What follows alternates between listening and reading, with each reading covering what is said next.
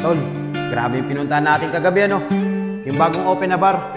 Napakaraming promong alak. Papalik ulit ako dun, Tol. Oo, Tol. Enjoy na enjoy talaga ako. Ang daming promo. Bukod sa promo, ang daming babae. Kaya niya, pwede naman kami magkwentuhan sa tabi. Babae sa gitna. Tumigil nga kayong apat. Lalo na ikaw, Apong. Pwede mo nang sabihin ng maayos. Sinisigaw mo pa. Huwag mo nang bastusin yung kasama ko. Mga Allen, baka nakakalimutan mo. Kailan kami rito? Dito sa lugar natin. Ah, ganun ba? O sige, pasensya na kayo kung nakaharang man ako dito. Pero sa susunod na daan nyo, hindi na kami haharang. Mabuti naman kung ganun. Paano? Tara na.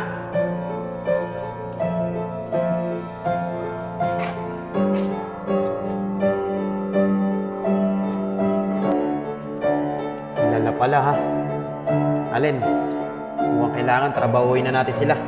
Pero mas unahin natin yung may tali sa ulo. Ano bang pangalan nun? Tol, si Apong yun. Kapag mahirapan tayo nun. Allen, kumukupas ka na ata. Dati nating gawain yan. Paano? Tara! Tara.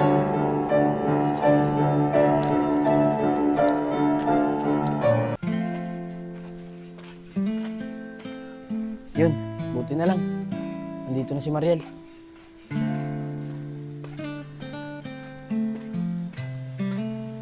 Mariel, kanina pa tayo hinihintay. Iyahin sana kitang kumain sa labas. Oscar, pasensya ka na. Sa susunod na lang. Sa day off ko.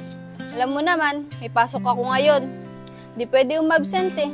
Baka pagalitan ako ng boss ko. Mawalan pa ako ng trabaho. Sige Mariel, susunod na lang.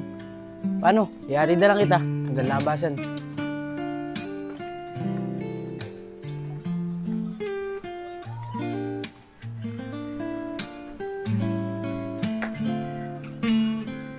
Oh!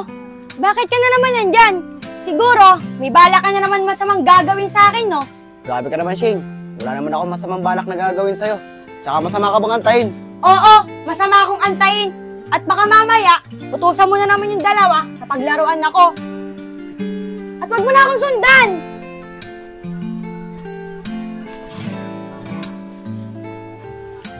O Shane, ba't magkasaman kayo ni Apong? Ewan ko ba dito? Lagi akong sinusundan. Paglabas ko kanina, nakaabang siya.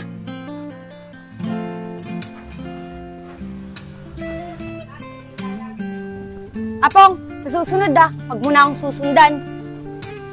Manong, pasakay po. O Apong, baka naman pati pagsakay ko ng tricycle, susundan mo pa ako. Mariel, mag-iingat kayo Susunod lang tayo kumain sa labas. Paano ako makakasunod sa'yo? Ay nakasay ka na sa tricycle. Sige, di na.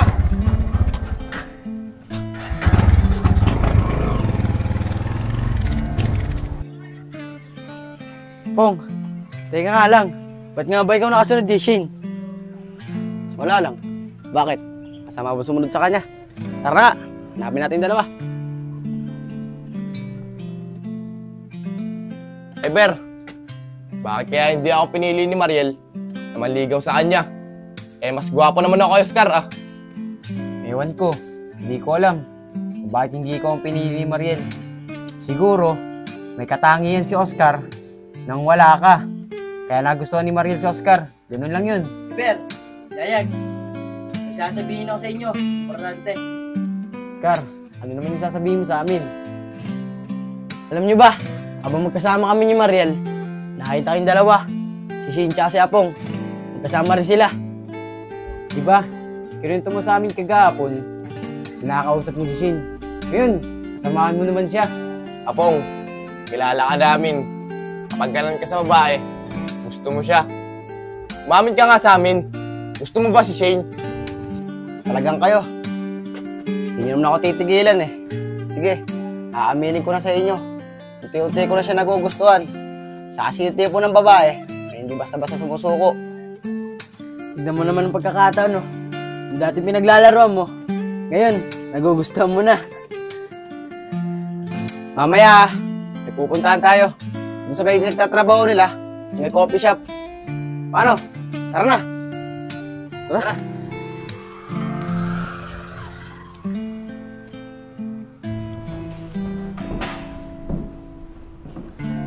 Alam mo, Mariel, naiinis talaga ako dyan kay Apong. Lagi na lang niya akong inaantay at lagi niya akong sinusundan. Eh baka naman gusto makipagkaibigan sa'yo ng tao. Nahiya lang sabihin sa'yo. Ay naku, Mariel, ayoko makipagkaibigan sa kanya. Natatakot ako sa kanya at baka mamaya ulitin na naman niya yung ginawa niya sa akin dati. Pero teka lang, Shane. Buti hindi ka na niya ginagawa ng kalokohan, no? Samantalang dati, kapag nakikita ka niya, lagi siya nagagalit sa'yo. Kinausap kasi ni Iber si Apong na kung pwede, huwag niya na akong galawin. Kaya siguro hindi niya na ako ginagawa ng hindi maganda. Kaya ngayon, okay na silang dalawa.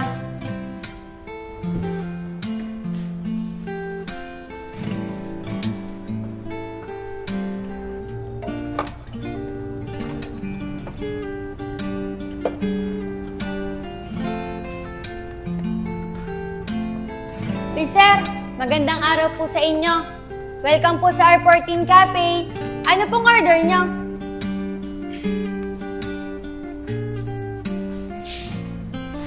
Ay, miss. Pa-order ng 2 coffee. Sir, ano pong coffee niyo? Isang latte. Sa'yo, tol. Anong gusto mo coffee? Sige, tol. Para isa lang yung sa atin. Sigurado ka ba, tol? Na yun lang yung gusto mo? Oo, tol. Magkape na lang tayo. Sige, miss. 2 latte na lang. Sige po, sir. Seserve ko na lang po. Gagawin ko na po ngayon. Sige, miss. Tara, tol. Upo muna tayo. Salamat, ah.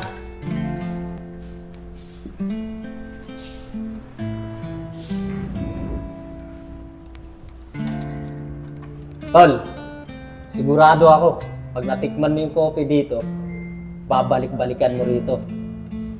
Pero tol, hindi lang yung pakay natin dito. Nakikita mo yung babae na yun. Oo naman, tol. Kaya kita dinala rito. Kasi yung babae na yan, yun ang gagamitin natin para mahulog sa bitag natin si Apong.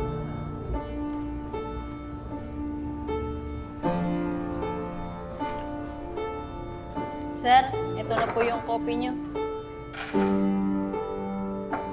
O, tol. Ito sa'yo. Miss, maraming salamat, ah. You're welcome po, sir. Tol.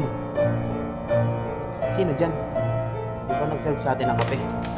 Tol, hindi yan. Ayun, isa. Eh, tol. Paano naman natin magagamit laban kay Apong yan? Bakit? Kaano-ano ba niya yan?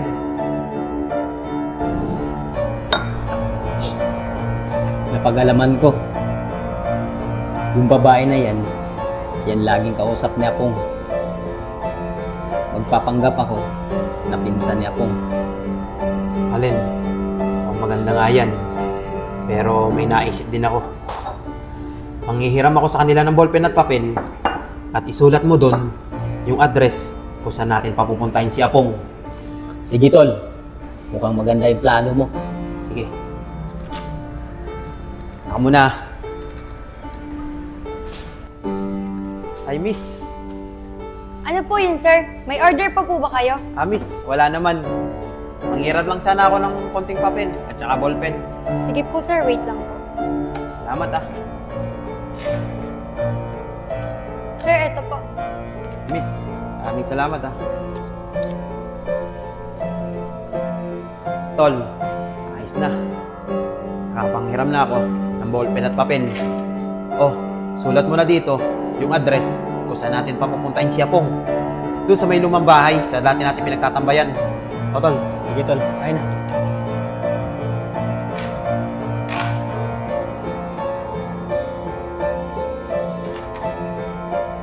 Tol, okay na. Sige, tol. Sige, tol. Ako nang bahala. Sige, sige.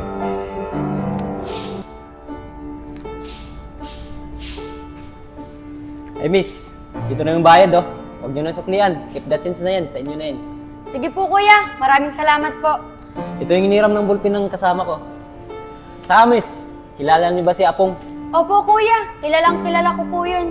Kaibigay mo to sa kanya. Sabihin mo, pinsan niya ako. Eh kuya, Bakit hindi mo na lang po siya tawagan? Miss, wala kasi akong number sa kanya eh. Sige po kuya, makakaasa po kayo na ibibigay ko po sa kanya. Sige miss, maraming salamat ah. Tuloy mo na ako.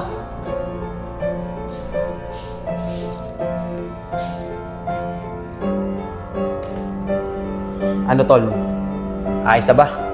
Oo tol, sigurado ako, mahuhulog na sa bitag natin si Apong.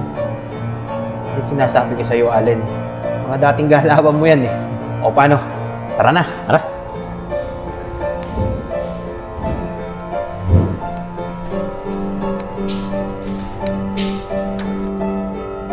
Shane, may pinsan pala si Apong.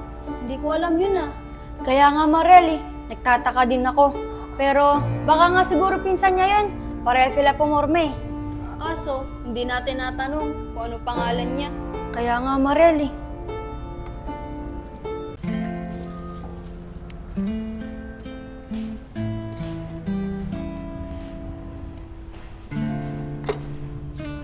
Shane, magandang araw sa'yo. Order nga kami ng beer. 4. Sige, dadalhin ko na lang. Umupo muna kayo dyan. Sige. Tara, inom tayo.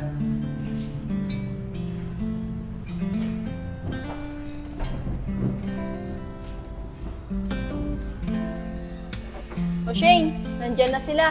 Ibigay mo na yung papel na pinapabigay ng lalaki kanina. Mariel, pwede bang ikaw na lang? Ang dami pa akong gagawin eh.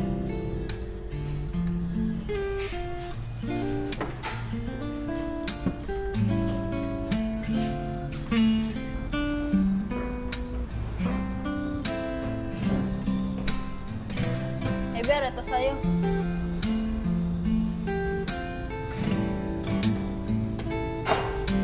Yayag. Apong, siya nga pala. May nagpunta dito kaninang lalaki. May pinapabigay na papel. Pinsan mo daw. Puntahan mo daw yung address na yan. Kakausapin ka daw niya.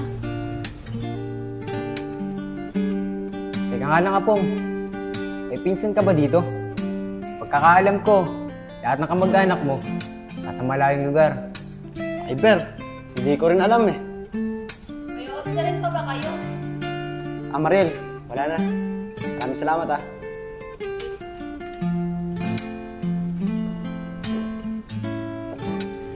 Apong, tignan mo ako ano nakasulat sa papel. Naka-address dito. Alam ko to kung saan to. Apong, huwag ka lumahad mag-isa. Sasamahan ka namin 3. Di na. Kayang-kaya ko na to. Baka pati mamaya, importante yung sasabihin ng pinsan ko sa akin. Apong, tama yung sinabi ni Oscar. Isama mo kaming 3. At huwag ka lumakad mag-isa. Kaya nga po, masyadong delikado. Hindi, huwag na. Maraming salamat naman sa inyo. Kayang-kaya ko naman to eh. Paano? Ako na magbabayad ng ininom natin ah.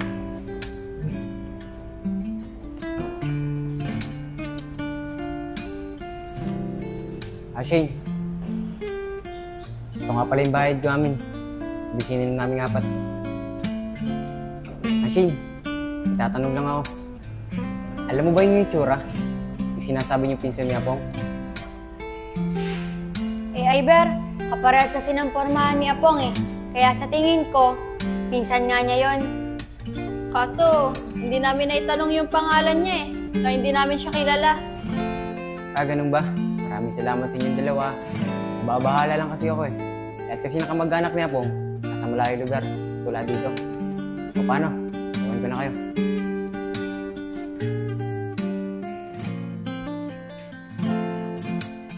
Shane, kung nasa malayong lugar yung kamag-anak niya Apong, sino yung lalaki kanina? Nagpakilalang pinsan daw niya. Mariel, hindi ko rin alam eh. Baka siguro, kamag-anak niya talaga yon at pinsan niya. Katulad ng sinabi ko kanina, katulad niya pumorma si Apong. At baka kaya naman niya yung sarili niya.